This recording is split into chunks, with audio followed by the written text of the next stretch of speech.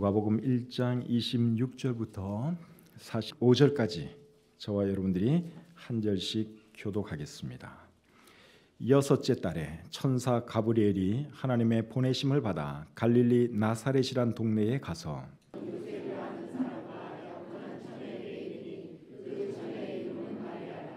그에게 들어가 이르되 은혜를 받은 자여 평안할지어다 주께서 너와 함께 하시도다 하니 천사가 이르되 마리아여 무서워하지 말라 네가 하나님께 은혜를 입었느니라. 그가 큰 자가 되고 지극히 높으신 이의 아들이라 일컬어질 것이요 주 하나님께서 그 조상 다윗의 왕위를 그에게 주시리니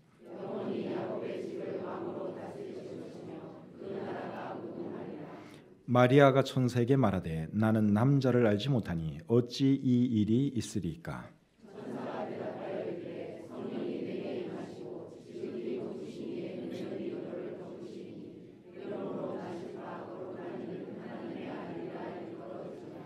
보라 내 친족 엘리사벳도 늙어서 아들을 배었느니라. 본래 임신하지 못한다고 알려진 이가 이미 6달이 되었나니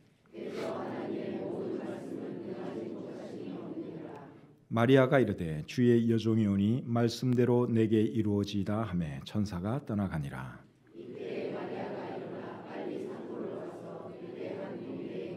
사가랴의 집에 들어가 엘리사벳에게 문안하니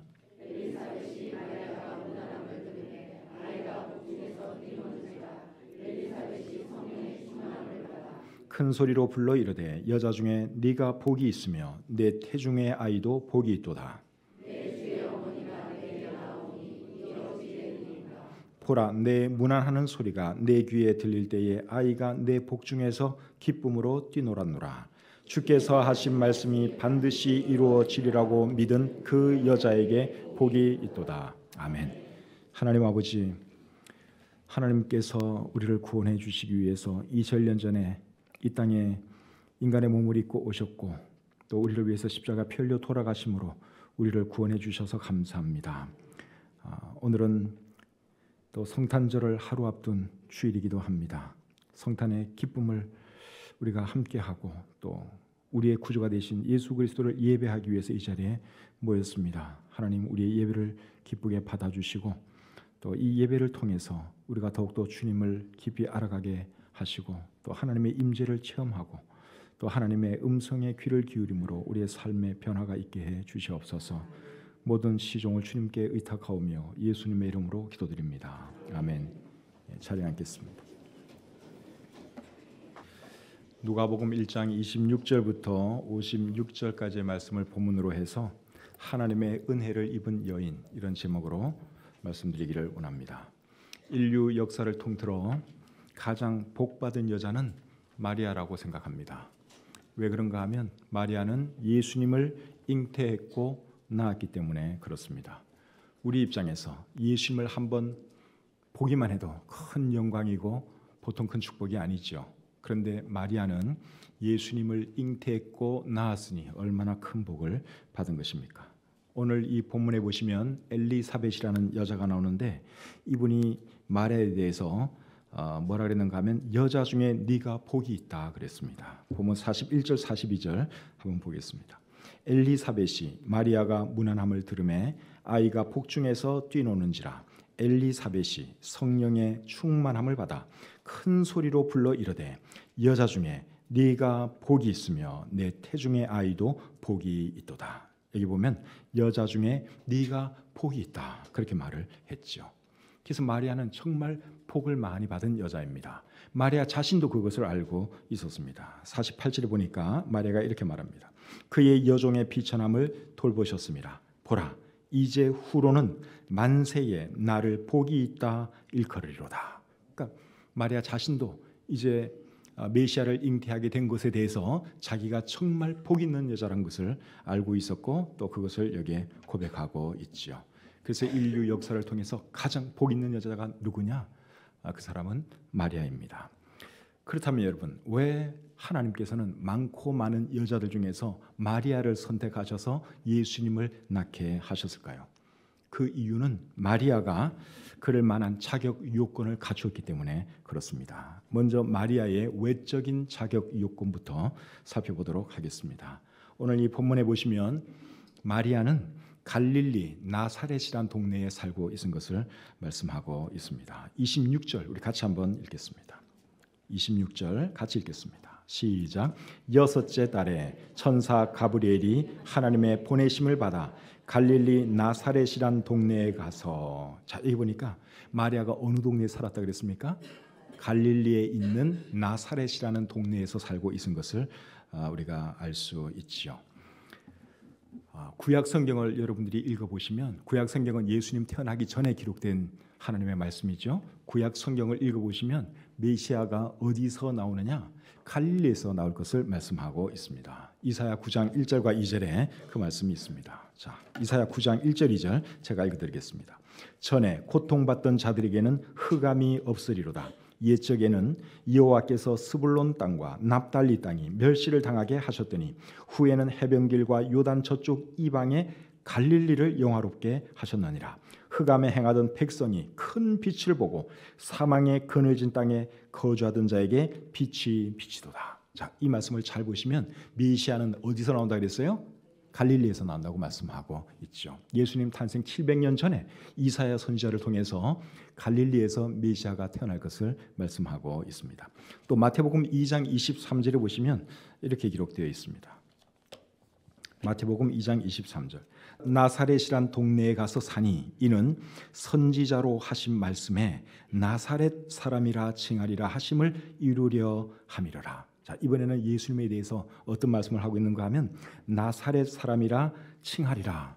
그렇게 선지자들이 말씀을 했다는 것입니다. 그런데 우리 구약 성경을 여러분들이 잘 읽어보면 아시겠지만 메시아가 나사렛 사람이라 칭할 것이다 하는 말씀은 나오지 않습니다. 구약 성경에는 나사렛이란 동네 자체가 나오지를 않습니다. 그 대신에 구약 성경에는 어떤 말씀이 나오는가 하면 메시아는 멸시받고 천대받을 것이다 하는 그 말씀이 구약 성경에 나옵니다. 그런데 예수님 당시에 가장 천대받고 멸시받던 사람들이 어디 사람들인가 하면 나사렛 사람들이에요. 그래서 빌립이 자기 친구 나다나엘에게 전도했을 때 나다나엘이 뭐라 그랬는가 하면 나사렛에서 무슨 선한 것이 날 수 있느냐, 그렇게 얘기를 했습니다. 그러니까 나사렛 사람들은 가난하고 정말 비천하기 짝이 없는 그런 사람들이었기 때문에 그렇게 말을 한 것이죠. 그런데 예수님이 나사렛에 살고 있는 가난한 한 여자의 몸을 통해서 이 땅에 나오게 됩니다.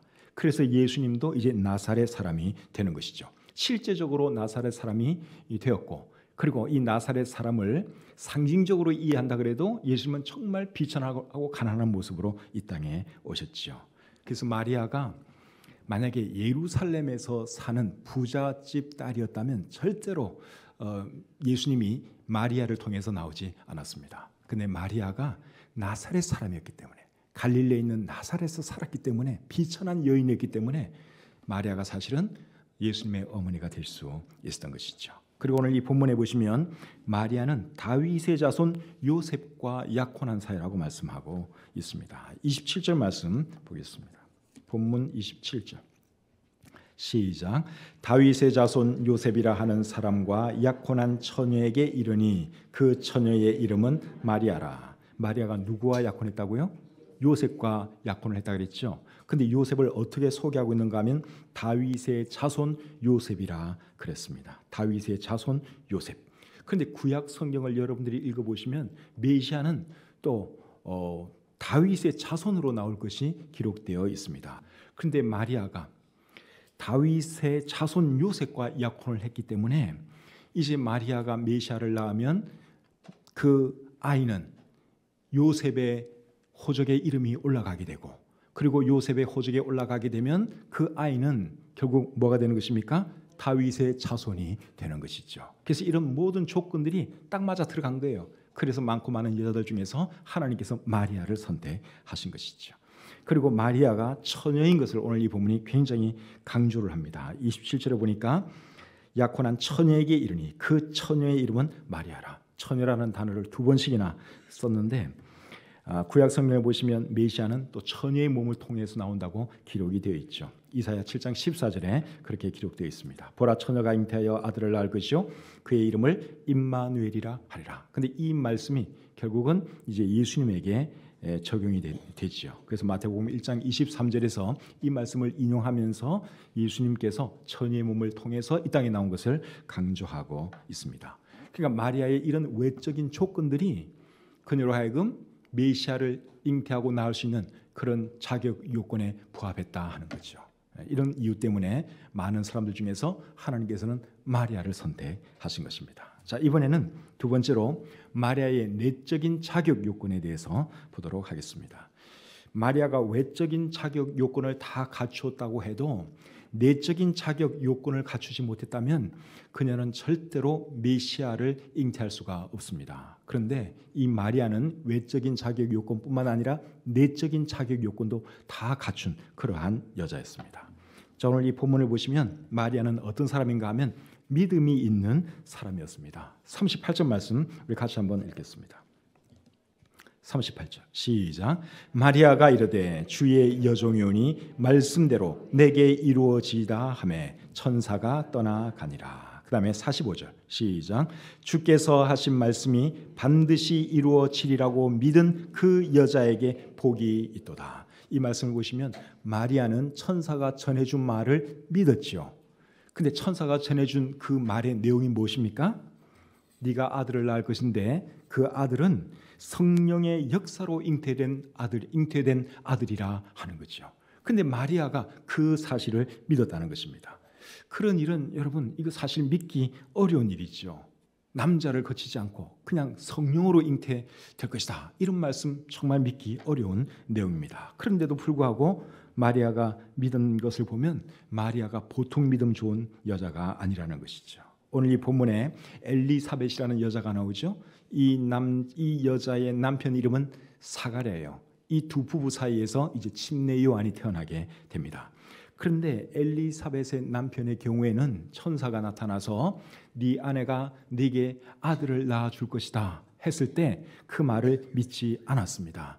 그래서 결국 어떤 벌을 받았는가 하면 말을 못하는 그런 벌을 받게 되었지요. 누가복음 1장 20절에 그 말씀이 기록되어 있습니다. 자, 제가 한번 읽어볼게요. 보라, 이 일이 되는 날까지 네가 말 못하는 자가 되어 능히 말을 못하리니 이는 네가 내 말을 믿지 아니함이거니와 때가 이르면 내 말이 이루어지리라. 그러니까 천사가 전해준 그 말을 이 사가랴가 받아들이지를 않은 거예요. 믿지를 못한 거예요. 왜냐하면 자기 아내가 너무 나이가 많았거든요. 아무도 아기를 못 가진다고 이제 다 그렇게 알고 있은 상태에 천사가 그 말을 하니 이 사가랴가 믿지를 못한 것입니다. 근데 이 사가랴라는 사람이 믿음이 없는 사람이냐? 그게 아니에요. 믿음 좋은 사람이에요. 누가복음 1장 6절에 보니까 하나님 앞에 의인이고 주의 모든 계명과 규례대로 흠이 없이 행하는 사람이었다고 기록되어 있습니다. 그러니까 믿음 좋은 사람이에요.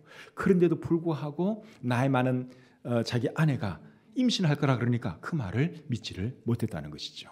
그런데 이 나이 어린 마리아는 성령으로 잉태될 것이다 하는 그 말을 믿었다는 것입니다. 여러분, 나이 많은 사람이 임신하는 것이 어렵겠습니까? 아니면 아예 남자를 전혀 알지 못하는 처녀가 임신하는 것이 어렵겠습니까? 후자죠. 마리아의 경우가 훨씬 더 어려운 거예요. 그런데도 마리아는 믿었다는 것이죠. 얼마나 믿음 좋은 여인인지 모릅니다. 그래서 하나님께서는 마리아에게 은혜를 베풀어 주신 거예요. 믿음이 있으니까, 정말 믿음 좋은 여자니까. 오늘날에도 하나님은 어떤 사람들에게 은혜를 베풀어 주시는 줄 아십니까? 믿음 있는 사람에게 은혜를 베풀어 주십니다. 구원의 은혜도 믿음 있는 사람에게 베풀어 주시죠. 아무나 하나님이 구원해 주지 않습니다. 다른 거 없어도 믿음 하나 있으면 하나님 믿음 그거 하나 보시고 구원해 주시는 분이시죠.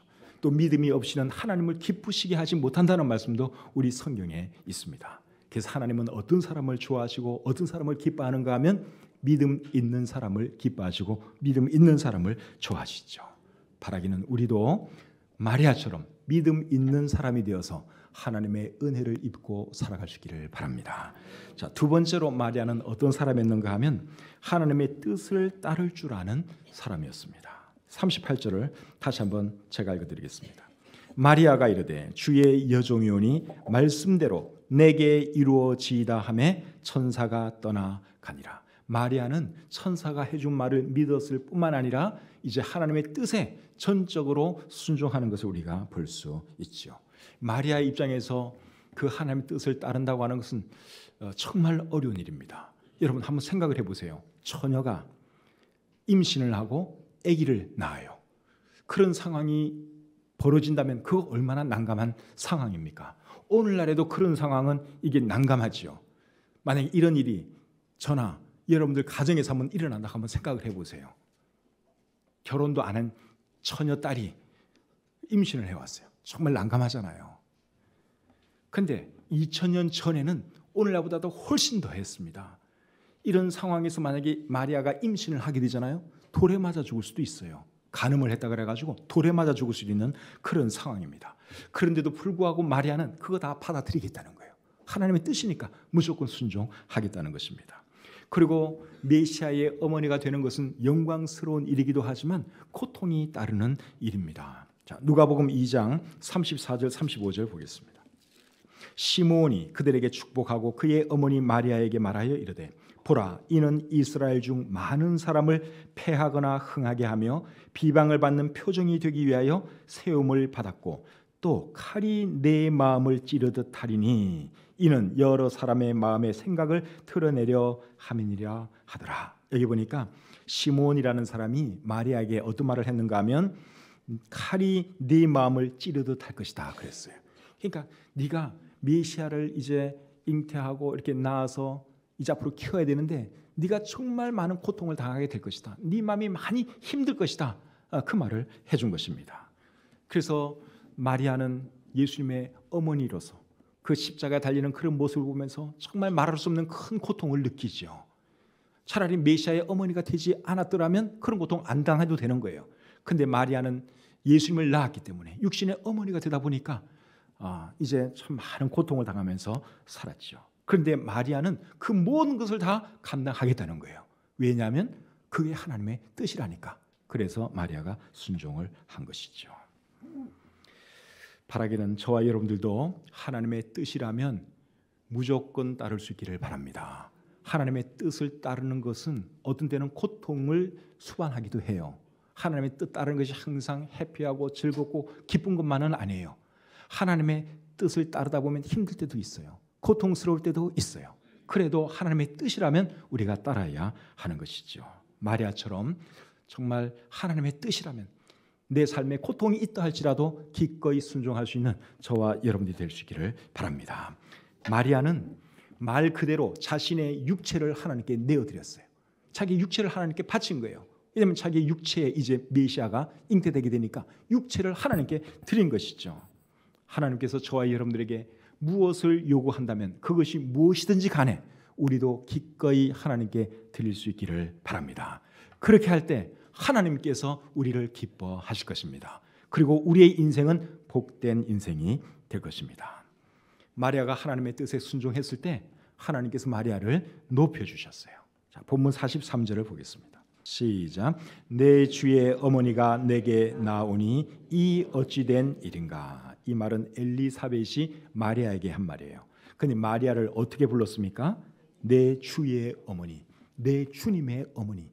마리아의 복중에 있는 그 아이가 메시아인 것을 이 엘리사벳이 성령을 통해서 알고 있었죠. 그래서 뭐라 했는가 하면 내 주의 어머니. 나이로 따지면은 마리아는 20대 전후의 젊은 아가씨고요. 엘리사벳은 나이가 너무 많아서 아기를 가질 수 없는 그런 나이였으니까 60대, 70대 할머니죠. 그런데도 이 나이 많은 엘리사벳이 어린 마리아에게 내 주의 어머니라고 그랬어요. 메시아를 잉태했기 때문에 이런 놀라운 소리를 들은 것이죠. 그래서 하나님의 뜻에 순종하면 하나님께서 그 사람을 이렇게 높여 주십니다. 오늘날에도 여러분 얼마나 많은 사람들이 마리아를 존경합니까? 어떤 종교는 존경하다 못해서 완전히 마리아를 예배하는데 그거는 잘못됐지만 어쨌든 마리아가 그렇게 높임을 받을 수 있었던 그 이유가 뭔가 하면 마리아가 하나님의 뜻에 순종했기 때문에 그런 것이죠. 자, 세 번째로 또 마리아는 어떤 사람이었는가 하면 마음이 가난하고 낮은 그런 사람이었습니다. 46절부터 48절 보겠습니다. 마리아가 이르되 내 영혼이 주를 찬양하며 내 마음이 하나님 내 구주를 기뻐하였음은 그의 여종의 비천함을 돌보셨습니다. 그 다음에 51절부터 53절 보겠습니다. 그의 팔로 힘을 보이사 마음의 생각이 교만한 자들을 흩으셨고 권세 있는 자를 그 위에서 내리치셨으며 비천한 자를 높이셨고 줄이는 자를 좋은 것으로 배불리셨으며 부자는 빈손으로 보내셨도다. 이 말씀을 잘 보시면 마리아는 마음이 가난하고 낮은 사람인 것을 우리가 볼 수 있습니다. 48절에서 마리아가 여종의 비천함을 돌보셨다 그렇게 말을 했고 52절에서는 비천한 자를 높이셨다 그렇게 말씀을 했습니다. 마리아는 실질적으로도 비천한 사람이었어요. 나사렛에서 살았으니까 가난했으니까 비천한 사람이었어요. 그런데 그의 마음도 가난하고 낮았다는 사실입니다. 여러분 실제적으로 비천하고 가난한 사람 중에도 교만한 사람 많아요. 그렇죠? 거지한테도 이렇게 돈 적게 주면 나를 뭘로 보고 그러냐고 그러면서 막 화내고 그래요. 가난하고 비천해도 교만한 사람이 있어요. 그런데 이 마리아는 가난도 했지만 정말 중요한 것이 뭔가 하면 그녀의 마음이 가난했다고 해요. 마음이 가난한 건 이건 좋은 거죠. 정말 마음이 가난하고 온유하고 마음이 아주 겸손한 그런 사람이었습니다. 그래서 이 마리아가 하나님의 은혜를 입을 수 있었던 것이죠. 오늘날도 하나님은 어떤 사람들에게 은혜를 베풀어 주시느냐? 마음이 가난하고 마음이 낮은 사람에게 하나님은 은혜를 베풀어 주십니다. 그래서 예수님이 마태복음 5장 3절에서 이렇게 말을 했죠. 심령이 가난한 자는 복이 있나니 천국이 그들의 것입니다. 마음이 가난한 자가 복이 있다 그랬습니다. 마리아가 바로 그런 여자였죠. 오늘날 많은 사람들이 복음을 받아들이지를 않습니다. 그 이유가 뭔 줄 아십니까? 교만하기 때문에 그런 거예요. 복음 안 받아들이는 사람들은 교만하기 때문에 그런 거예요. 나 하나님 없어도 잘 살 수 있다 이거죠. 예수 같은 거 필요 없다. 그건 여러분 굉장히 교만한 생각입니다. 그런데 교만한 사람은 절대로 하나님께서 은혜 베풀어 주시지를 않습니다. 야고보서 4장 6절에 보면 하나님은 교만한 자를 물리치시고 겸손한 자에게 은혜를 주신다 그렇게 말씀하고 있습니다. 오늘 본문 51절과 52절에도 보시면 그의 팔로 힘을 보이사 마음의 생각이 교만한 자들을 흩으셨고 권세 있는 자를 그 위에서 내리치셨다고 말씀하고 있죠. 하나님은 어떤 사람을 사랑하시느냐? 겸손한 사람, 마음이 낮은 사람, 심령이 가난한 사람을 하나님은 사랑하십니다.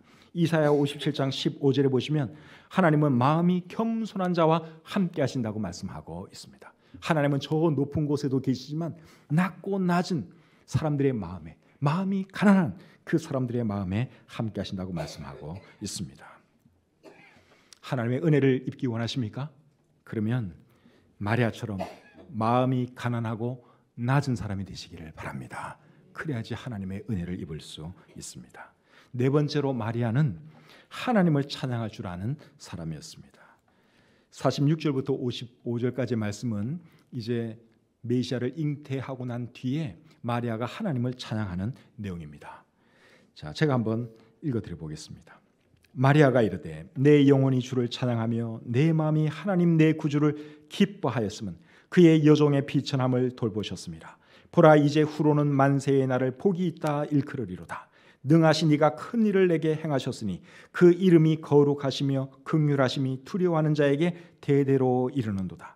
그의 팔로 힘을 보이사 마음의 생각이 교만한 자들을 흩으셨고 권세 있는 자를 그 위에서 내리치셨으며 비천한 자를 높이셨고 줄이는 자를 좋은 것으로 배불리셨으며 부자는 빈손으로 보내셨도다. 그 종 이스라엘을 도우사 긍휼히 여기시고 기억하시되 우리 조상에게 말씀하신 것과 같이 아브라함과 그 자손에게 영원히 하시리로다. 이 말씀은 마리아가 하나님을 찬양하는 내용이에요.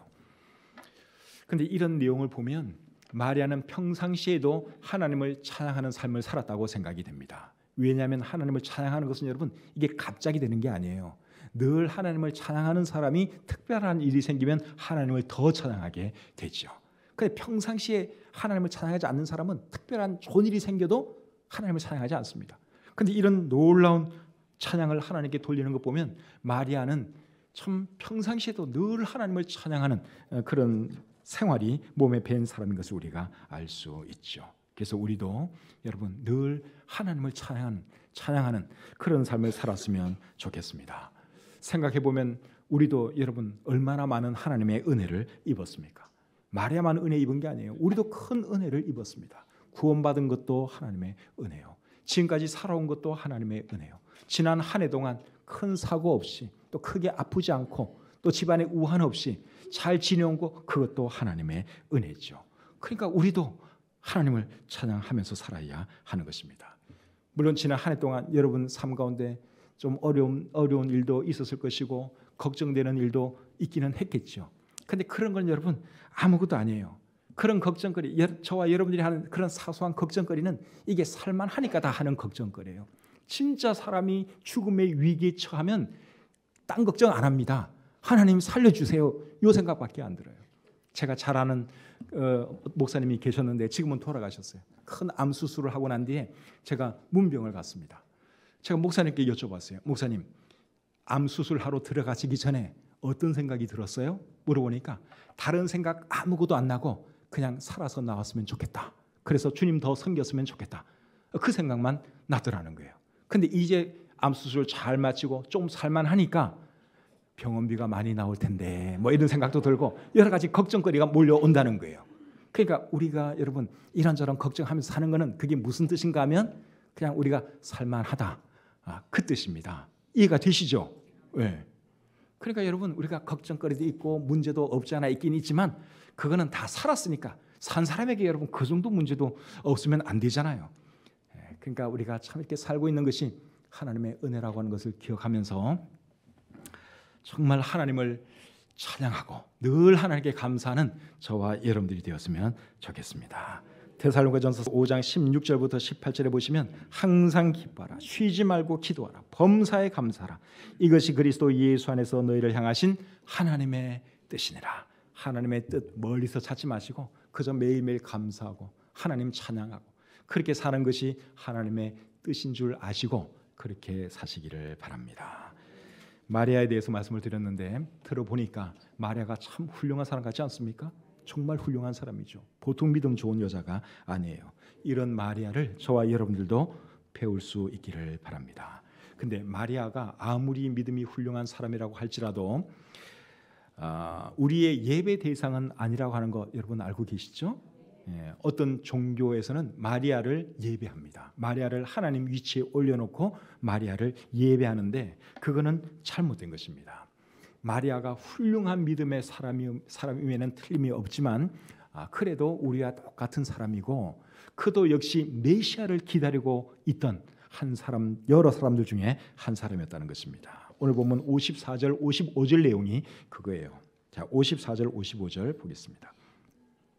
그 종 이스라엘을 도우사 긍휼히 여기시고 기억하시되 우리 조상에게 말씀하신 것과 같이 아브라함과 그 자손에게 영원히 하시리로다. 이 말씀의 의미는 마리아도 하나님께서 아브라함과 그의 후손들에게 하신 언약의 말씀을 기억하고 있었다. 그런 내용입니다. 다시 말하면 그녀도 메시아를 기다리고 있었다, 그 말이죠. 그러니까 마리아가 아무리 믿음 좋은 사람이라고 해서 그녀를 예배의 대상으로 삼아서는 안 된다는 것이죠. 저와 여러분들이 예배해야 할 분은 누구십니까? 마리아가 낳은 예수님, 그분이 우리가 예배해야 할 분이죠. 왜냐하면 예수님이 메시아요 하나님이기 때문에 그렇습니다. 그런데 오늘날 많은 사람들이 그 사실을 믿지 않지요. 또 특별히 마리아가 성령으로 잉태해서 예수님을 낳았다, 이런 말 사람들이 믿지 않습니다. 그런데 여러분, 하나님께서 하신 일인 것을 감안하면 그거 얼마든지 믿을 수 있죠. 사람들을 만드시고 천지 우주 만물을 창조하신 분이 우리 하나님이신데 한 처녀의 태 속에 아기 하나 만드는 거 그거 못 하시겠습니까? 얼마든지 가능한 일이죠. 오늘 보면 36절 37절 보겠습니다.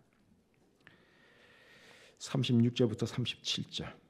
보라, 내 친족 엘리사벳도 늙어서 아들을 배었느니라. 본래 임신하지 못한다고 알려진 이가 이미 6달이 되었나니 대저 하나님의 모든 말씀은 능하지 못하심이 없느니라.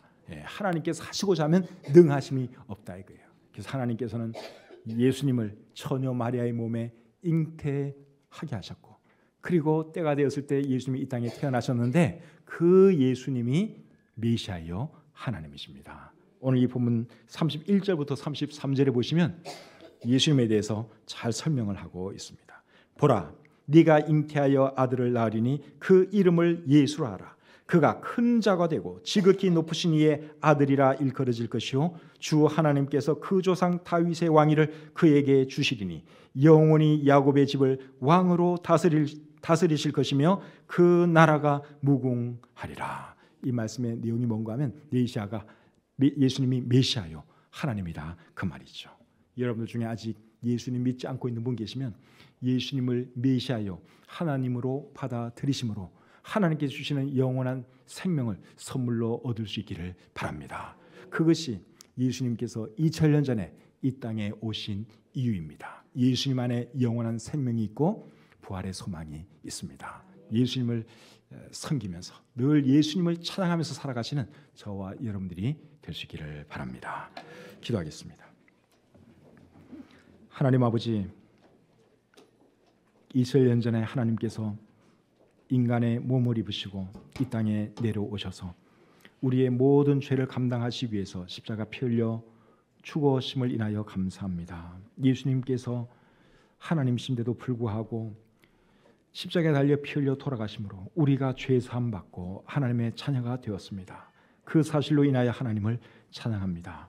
늘 하나님을 신실하게 예배하는 저희들이 되게 도와주시고 또 늘 하나님께 감사하고 하나님을 높이는 그러한 우리의 삶이 되게 해 주시옵소서. 우리 중에 아직도 하나님을 알지 못하고 예수님이 누구신지 제대로 깨닫지 못하고 있는 분이 계시면 불쌍히 여겨주시고 예수님이 메시아요 하나님인 것을 알게 하시고 믿게 하셔서 구원받게 해 주시옵소서. 예수님의 이름으로 기도드립니다. 아멘.